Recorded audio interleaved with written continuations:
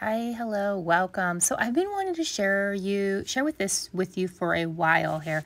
This is not a 100% piece of paper, and these are older paints that I've had since 2018. These are Art Philosophy paints, a set and a palette called Odyssey. And I am using a mop brush, and I am just painting circles and simple leaf shapes. Super simple. And I sped this up because I didn't want this to be about the circles and the leaves. I wanted it to be about the end product. And honestly, playing with color. Do you see all those magical bleeds happening?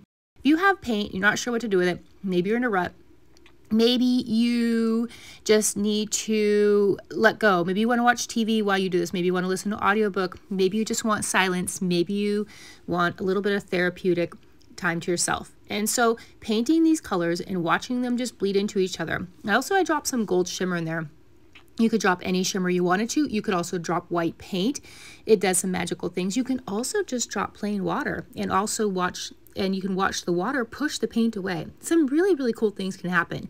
And so what this is just a very quick filling up the sheet with color and with brush strokes and practicing different shapes, mixing different colors, playing with complementary colors, playing with contrasting colors, playing with colors you don't think that will go together. Anything goes, truly and truly. Anything goes for this, and just play till your heart's content. This is just something I like to do every once in a while, and you'll see why I like to do it. I'm kind of holding out on you what the end result is. Although by the time I put the thumbnail in the preview, you'll kind of probably see what it's all about. But anyway, I want you just to explore and have fun and not put pressure on yourselves. And let the things go off the pages. Let the circles go off the pages. Let the leaves go off the pages. Let them just be messy and moody. And if you don't want them to, make them be perfect. It's totally up to you. You can do all different shapes. You can do hearts for different times of the year. You can do spring florals. You can do winter colors. Any color and anything goes here. I think that's really part of the fun of it. So I'm just dropping in more color. I'm dropping in more gold. I'm kind of, giving, that's how bad my water is. I used all three of my cups. I'm going to make sure it's completely dry, and then I'm going to use my cutter. If you don't have a cutter, you can draw lines on the back and just cut it out. But I am cutting these so that they fit on my tiny little note cards or my little thank you cards. This is what I like to do a few times a year and just make a big batch of them so that I always have something to write a quick little note on and send out if I need to, or a birthday card or any kind of thing. So I will do this for different occasions. These happen to be for my thank you notes. I will also do birthday ones every once in a while. Maybe I'll paint a friend's favorite color or something, whatever, and do that. So this is my little stamp stuff. This is my embossing stamp right there. And that's an ink pad that has a special stamp, not ink for lack of a better word, but a special stuff in it. When you heat up this little powder that I'm showing right now, this embossing powder, the embossing powder and the ink pad work together to create a raised embossed message, whatever you stamp, right? Message, picture, whatever. So here I am deciding which direction I want these to go. I am kind of picky about that. I do like to know where I'm going to stamp on what part of the picture. And what I like to do is I'm using this bronze. I've used this bronze 100 times. I love this bronze color that I'm using. And so I like to face it so that the stamp will predominantly be with a contrasting color. So I'll stamp in the darkest part of my picture so that the stamp stands out. And you'll see what I mean in a second. I always keep a rubber band around that. I highly recommend it. I have a feeling that thing would dry out badly if you don't. So I just keep it always rubber band. So I stamp 2 or 3 times. And each time I'll do it again. I try to press evenly. See, there I go again. I'm just going to stamp all these. This stuff doesn't dry like typical ink, so you don't have to worry about going fast or anything. And I sped up a lot here because a lot of it's just repetitive. I want you to get the idea of this. This isn't necessarily for you to do the exact same thing, right? And so I do use a card, something black, so that I can see all this copper powder. I sprinkle it on top, and it sticks to the stamp ink, for lack of a better word.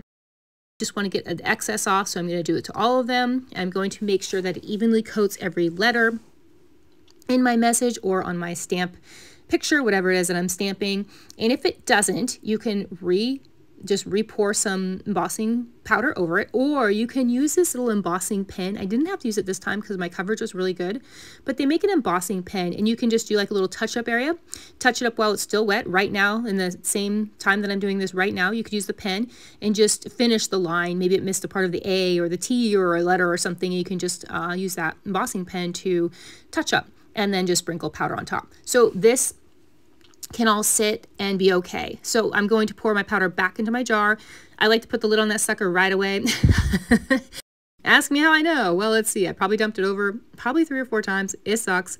And then not to mention you get all the fuzz and everything in your embossing powder. But this stuff lasts a really long time. This is the color I've been using for years, literally years. So what you're going to do is take your heat tool.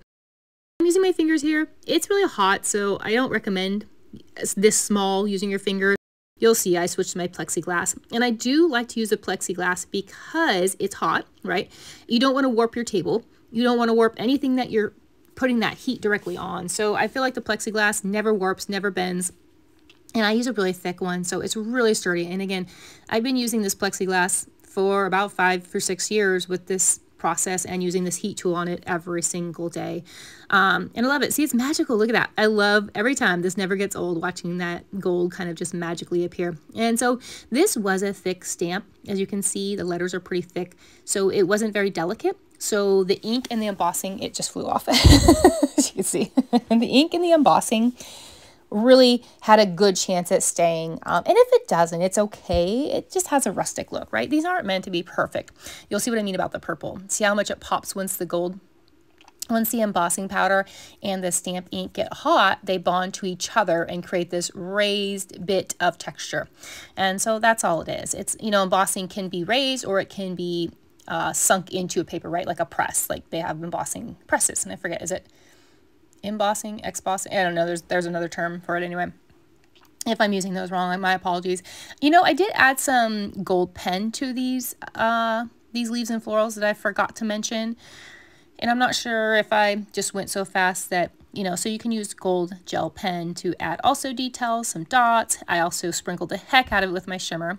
Sometimes it takes a longer to heat up. So you want to get this heat tool pretty darn close and you want to play with the angles. Depends on, sometimes the angle works better, sometimes straight on works better. So you just want to play and see what works best for you. But this is my favorite heat tool. It's on Amazon for like $10.99. I will absolutely link it. I need to just make a story of that thing because it's the best heat tool in the world. And I'm ready to order another one so that if this one ever dies, I'll have it ready to go. But I love all the bleeds in these purples that happen and the oranges and the greens, and it's a really fun palette. The Odyssey palette from Art Philosophy was one of my favorites for a really long time, and I brought it out because it was my favorite and kind of like a little comfort. I just thought, you know what, I'll play with these colors. They are just so pretty and they play really well together and they really mix well, and so I liked it. It was kind of a richer. I did these around the holidays, so you know, it was a few months ago now that I'm finally putting this together, but I don't know, I think they just really worked. It wasn't your traditional holiday colors, but I still feel like it worked. And so I'm just showing you each one. I did them all the same just to make it kind of easier on me. This is a lot of work. It's easy enough, but it is time consuming and it, you know, it is a lot of work. So if you did every single one different, you know, that time adds up, but that's okay. I think each one's unique and you can pick out which one to send each person. That's what I usually do. I usually, you know, grab one and go, oh, okay, this one feels like this person. I know they're all kind of the same, but I still do that. So I use these little cards, and I just stick them on the front with double stick tape. And that is it. I wouldn't say it's a super easy project, but it's a fun project. It's rewarding. And I love the way they look against this cardstock. Obviously, you could use white, you could use black, you could use any color you like. But I hope you give this a try. It's a really fun way to kind of batch out a bunch of thank you cards. And I know you're not just mass producing. I still feel like this is a creative way to send something to somebody and let them know you're thinking of them, or just be able to have on hand so that you can send them when you need them. Anyway, thanks for joining me. I hope you have a great day, and I'll see you next time. Bye.